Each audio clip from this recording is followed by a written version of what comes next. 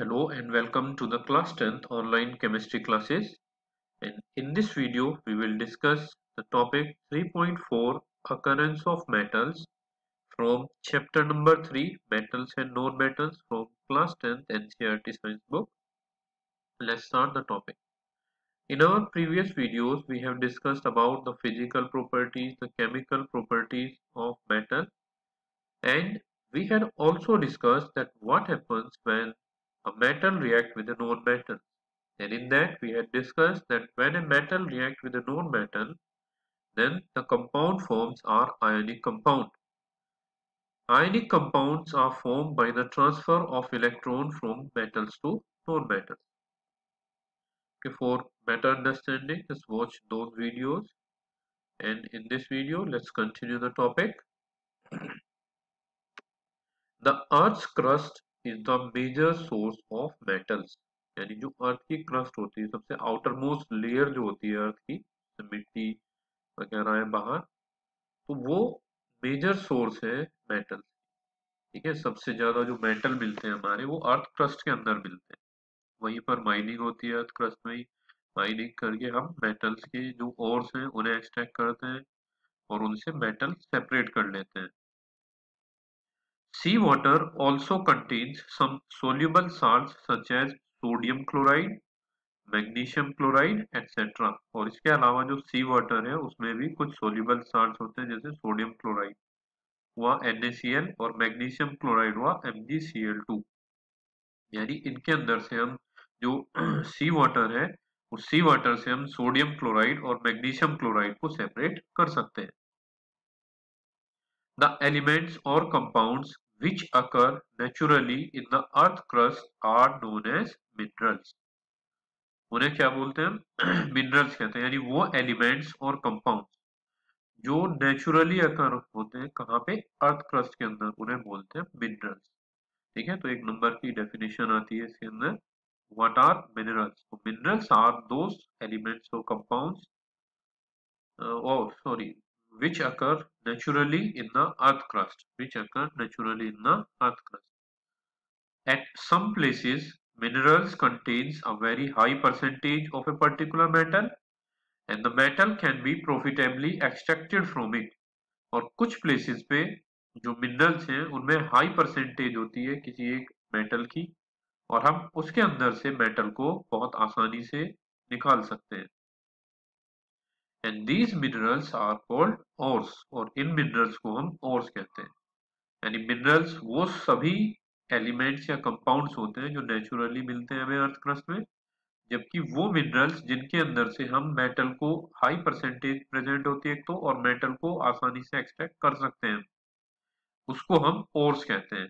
वो मिनरल्स जिससे हम मेटल को आसानी से एक्सट्रैक्ट कर सकते हैं उन्हें ओर्स बोला जाता है। ये तो डिफरेंट टर्म्स है दोनों, minerals and ores. So we can say that all ores are minerals, but all minerals are not ores. क्योंकि सभी मिनरल के अंदर से हम मेटल्स को एक्सट्रैक्ट नहीं कर सकते।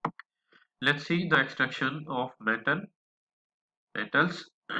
You have learned about the reactivity series of metals. आप पहले ही पढ़ चुके हैं, इससे हमने प्रीवियस वीडियो में एक्सप्लेन किया था कि रिएक्टिविटी सीरीज क्या होती है मेटल्स की। यानी हमने मेटल्स को उनके डिक्रीजिंग ऑर्डर ऑफ रिएक्टिविटी में अरेंज किया हुआ है। जो सबसे हाईली रिएक्टिव मेटल है वो सबसे ऊपर है और जो लीस्ट रिएक्टिव मेटल होता है वो सबसे नीचे, तो उसे हम रिएक्टिविटी सीरीज कहते हैं। तो उसी रिएक्टिविटी सीरीज के बेसिस पे हम मेटल का अलग अलग तरीके से एक्सट्रैक्शन करते हैं। So having this knowledge, you can easily understand how a metal is extracted from its ore. अगर आपको रिएक्टिविटी सीरीज की नॉलेज है तो आप आसानी से पता कर सकते हैं कि मेटल्स को कैसे ओर से हम एक्सट्रैक्ट आउट कर सकते हैं। तो some metals are found in earth's crust in the free state. कुछ मेटल्स तो ऐसे होते हैं जो अर्थ क्रस्ट में फ्री स्टेट में मिलते हैं, यानी वो किसी से भी कंबाइंड फॉर्म में नहीं मिलेंगे। Some are found in the form of their compounds और कुछ कैसे मिलते हैं कि वो अपने कंपाउंड्स की फॉर्म में मिलते हैं। The metals at the bottom of the activity series are the least reactive. वो मेटल्स जो सबसे नीचे होते हैं रिएक्टिव सीरीज में वो क्या होंगे? नॉन और लीस्ट रिएक्टिव होते हैं। They are often found in free state, और वो क्या मिलते हैं, फ्री स्टेट में मिलते हैं। यानी जो वो कंपाउंड जो ज्यादातर क्या होते हैं, लीस्ट रिएक्टिव होंगे, वही फ्री स्टेट में मिलेंगे हमें, यानी किसी भी कंपाउंड फॉर्म में नहीं मिलते। For example gold, silver, platinum and copper are found in free state. तो ये ध्यान रखना है आपको इसमें भी कि गिव द और name of metals which are found in free state. तो कौन सा है, गोल्ड है, सिल्वर, प्लेटिनम, कॉपर, ये सब किस में मिलते हैं, हमें फ्री स्टेट में मिलते हैं। Copper and silver are also found in the combined state as their sulphide or oxide ore. और इसमें से भी जो कॉपर और सिल्वर अगर कंबाइंड फॉर्म में भी मिलते हैं तो वो सल्फाइड की फॉर्म में या ऑक्साइड ओर की फॉर्म में मिलेंगे। सल्फाइड मतलब कि जैसे ये Cu2S या CuS होता है कॉपर सल्फाइड, या CuO copper oxide ore.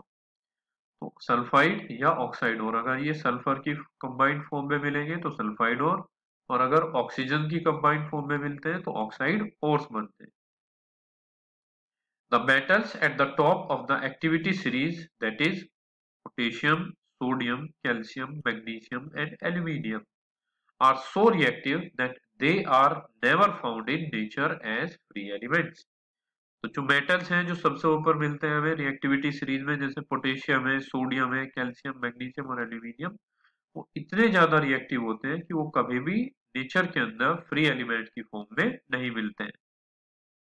The metals in the middle of the activity series that is zinc, iron, lead etcetera are moderately reactive.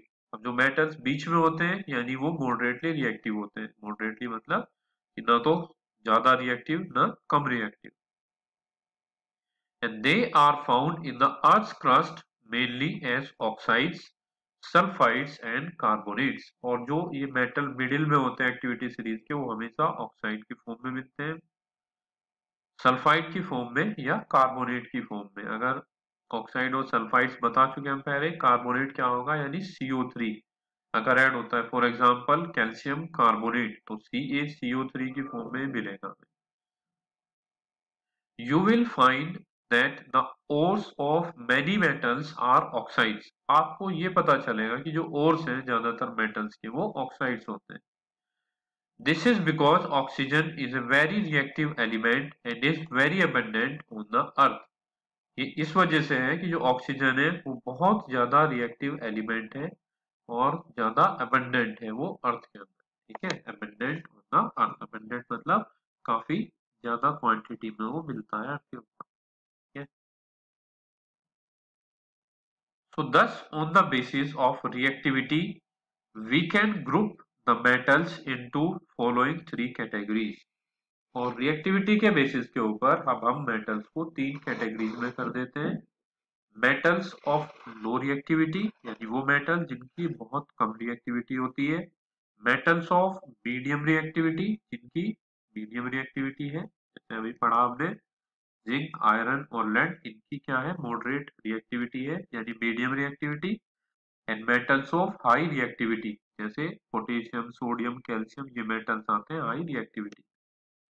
तो इन्हीं तीनों चीजों के बेसिस को हमने तीन कैटेगरी में क्लासिफाई किया और इसी के बेसिस पे हम इनका एक्सट्रैक्शन मेथड अप्लाई करते हैं। So different techniques are to be used for obtaining the metals following in each category. और जो इन्हीं के बेसिस के ऊपर हम क्या करते हैं कि डिफरेंट टेक्निक यूज होती है हर एक कैटेगरी के लिए। तो let's see the figure first. ये एलिमेंट्स दे रखे हैं, ये हाईली रिएक्टिव है, ये पूरी की पूरी रिएक्टिविटी सीरीज गिवन है यहाँ पे कि potassium, sodium, calcium, magnesium and aluminium ये हाईली रिएक्टिव है, तो इनको हम इलेक्ट्रोलाइसिस की हेल्प से निकाल सकते हैं। ठीक है, जिंक, आयरन, लेड और कॉपर है उसको हम रिडक्शन करते हैं यूजिंग कार्बन की हेल्प से, रिडक्शन यूजिंग कार्बन, कि हम कार्बन का यूज करके इनको रिड्यूस करा सकते हैं क्योंकि ज्यादातर ऑक्साइड की फॉर्म में मिलेंगे। एंड Ag एंड Au ये क्या है, सिल्वर, और ये क्या है, गोल्ड। तो फाउंड इन नेटिव स्टेट, तो ये जिस स्टेट में होते हैं उसी में मिलते हैं, यानी ये नॉन रिएक्टिव स्टेट्स में हमें मिले। ठीक है, तो पहले जो हाईली रिएक्टिव है उन्हें इलेक्ट्रोलाइसिस से सेपरेट किया जाता है, जो मॉडरेटली रिएक्टिव है उनको हम रिडक्शन करते हैं कार्बन से, और जो लीस्ट रिएक्टिव है वो डायरेक्टली अपनी नेटिव यानी नेचुरल स्टेट में मिलते हैं, यानी अनकम्बाइंड फॉर्म में मिलते हैं, वो किसी से भी कॉम्बिनेशन नहीं होगा उनका।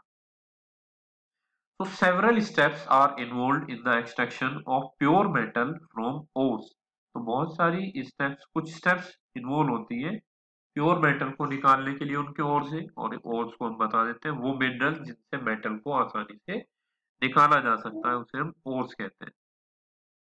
तो a summary of these steps is given in figure 3.10, यानी इसकी जो समरी है इन स्टेप्स की वो इस फिगर में दी हुई है, अभी देखेंगे हम इसको। And each step is explained in detail in the following section, और फिर एक को हमने एक्सप्लेन किया हुआ है तो फॉलोइंग सेक्शन में। तो let's see, first of all हम अर्थ क्रस्ट से ओर को निकाल के लेके आ जाते हैं।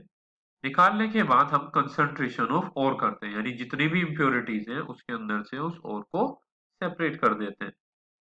इस चीज को बोला जाता है कंसंट्रेशन ऑफ ओर। और जो इम्प्योरिटीज होती है प्रेजेंट ओर के अंदर, यानी जैसे सैंड है, सिल्ट है, तो उसे बोल देते हैं हम गैंजू, GANGUE, गैंजू बोला जाता है इसको। तो यहाँ पे मेटल्स ऑफ हाई रिएक्टिविटी, अगर हाई रिएक्टिविटी वाले मेटल्स हैं तो उन्हें इलेक्ट्रोलाइसिस से कर देते हैं ऑफ मोल्टन ओर, यानी ओर को मोल्टन स्टेट में ले जाते हैं और उसका इलेक्ट्रोलाइसिस करते हैं, इससे प्योर मेटल मिल जाती है। अगर मेटल्स ऑफ लो रिएक्टिविटी है या तो वो क्या होंगे, सल्फाइड ओर में मिलेंगे। अगर सल्फाइड ओर है तो रोस्टिंग करा देते हैं उनकी, यानी रोस्टिंग होता है कि काफी अमाउंट में ऑक्सीजन से रिएक्ट करा देते हैं उसको, तो सल्फा ऑक्साइड ओर में, ऑक्साइड कंपाउंड में बदल जाते हैं। और जैसे हम रोस्टिंग कराएंगे फिर रिडक्शन होता है तो मेटल में, और मेटल की बाद में हम क्या करा लेते हैं, रिफाइनिंग हो जाती है उसके अंदर। यहाँ देख रहे हैं आप इलेक्ट्रोलाइसिस से डायरेक्टली प्योर मेटल हमें मिल पा रहा है, लेकिन यहाँ हमें जो लो रिएक्टिविटी है रोस्टिंग करने के बाद भी जो मेटल मिल रहा है उसकी रिफाइनिंग करनी पड़ेगी। अब जो मेटल्स हैं मीडियम रिएक्टिविटी के, हम डिस्कस कर चुके हैं कि वो या तो कार्बोनेट की फॉर्म में मिलेंगे या सल्फाइड की फॉर्म में मिलते हैं। तो जो सल्फा कार्बोनेट की फॉर्म में होते हैं वो कार्बोनेट और जो सल्फाइड की फॉर्म में होते हैं वो सल्फाइड और होते हैं। तो अगर कार्बोनेट और है तो उसे हमें कैल्सिनेशन करना पड़ेगा, यानी कंट्रोल्ड अमाउंट ऑफ ऑक्सीजन में अगर आप उसे हीट करेंगे, ऑक्सीडाइज करेंगे तो वो कैल्सिनेशन होता है, और लार्ज अमाउंट में अगर आप कर रहे हैं ऑक्सीजन की तो उसे रोस्टिंग कहते हैं। इसको करने के बाद ऑक्साइड ऑफ मेटल आ जाता है हमारे पास। मेटल के ऑक्साइड को फिर रिडक्शन करा लेते हैं मेटल में, और प्योरिफिकेशन करते हैं बाद में मेटल्स का। तो ये एक जनरल आइडिया है कि किस तरह से हम रिएक्शन करा देते हैं, और सॉरी स्टेप्स यूज करते हैं for extraction of metal. Okay, so this is all about this video. In next video we will start enrichment of ores. Okay, thank you for watching this video.